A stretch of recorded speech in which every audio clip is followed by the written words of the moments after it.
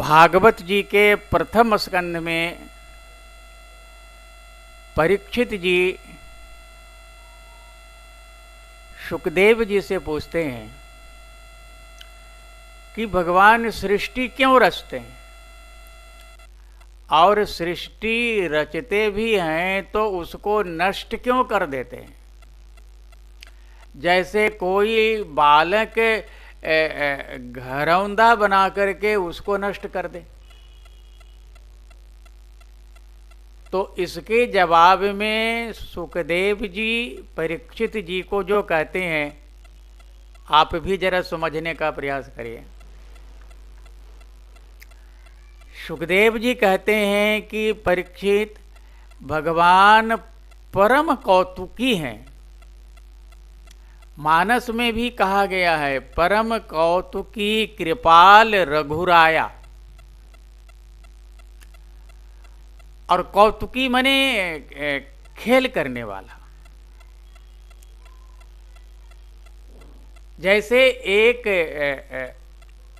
खिलाड़ी अनेक प्रकार के खेल दिखाते रहता है और उसमें सच्चाई कुछ भी नहीं होती है, उसी प्रकार से भगवान का इस संसार के प्रति कौतुक चलते रहता है।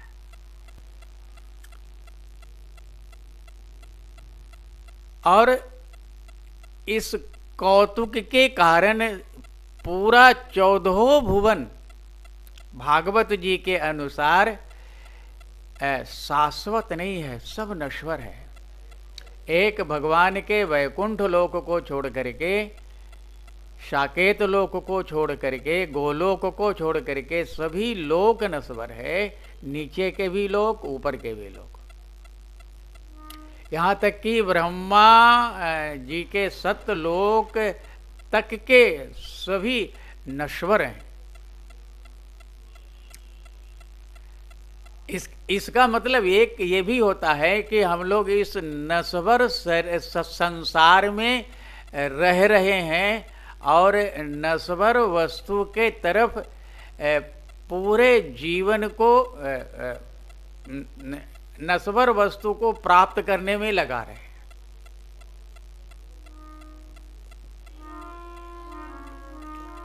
देखिए, इतने बड़े भक्त हैं अर्जुन जी, वो भी भगवान की माया को नहीं समझ पाते हैं। भगवान ने महाभारत का युद्ध क्यों किया, ये अर्जुन को समझ में नहीं आया। लेकिन बर्बरीक जो जिसका सिर कटा हुआ है, धड़ नहीं है, केवल सिर के बल पर पूरे महाभारत के युद्ध को देख करके, उसका अवलोकन कर करके उसका निष्कर्ष निकालता है और दिखलाता है कि पूरे महाभारत के युद्ध में किसी ने किसी को नहीं मारा, केवल भगवान के चक्र ने ही सबको मारा। और उसको दिखलाया है कि कैसे भीष्म पितामह जी भगवान के चक्र से आहत होकर के गिरे, कैसे द्रोणाचार्य का सिर कटा, कैसे कर्ण का सिर कटा, कैसे जयद्रथ का सिर कटा, सब चक्र का ही कमाल था। इतनी अनूठी भगवान की लीला चलती है, इसको अनूठा कहना ज़्यादा बढ़िया है। ऐसी ऐसी भगवान की अनूठी लीलाएं चलते रहती हैं कि सामान्य लोग तो इसको कल्पना के दायरे में भी नहीं ला सकते। कल्पना करना तो बहुत दूर की बात है, दायरे में भी नहीं ला सकते। और हम साधारण जन को तो ये समझ लीजिए कि भगवान की लीला का पार पाना। अब देखिए, शेष भगवान पार नहीं पाते हैं, शंकर भगवान पार नहीं पाते हैं, ब्रह्मा जी पार नहीं पाते हैं, देवता लोग पार नहीं पाते हैं, तो दूसरा कौन ऐसा है जो भगवान की माया को पार पाएगा? ये प्रश्न बहुत कठिन है इसका जवाब देना कि भगवान संसार क्यों बनाते हैं, फिर प्रलय के द्वारा संसार को नष्ट क्यों कर देते हैं। तो फिर इसका भी जवाब ढूंढना पड़ेगा कि पृथ्वी क्यों बनाते हैं, आकाश क्यों बनाते हैं, जल क्यों बनाते हैं, अग्नि क्यों बनाते हैं, हवा क्यों बनाते हैं। इसका जवाब हम कहाँ से ढूंढेंगे, कहाँ से ला सकते हैं। इसलिए हमको समझ में आता है कि हम लोगों को केवल एक ही बात को ध्यान में रखना चाहिए। राम राम रटते रहो, जब लग घटे में प्राण।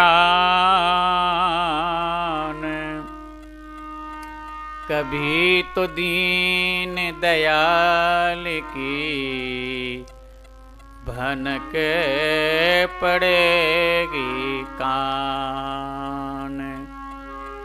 कभी तो दीन दयाल की भनक पड़ेगी कान।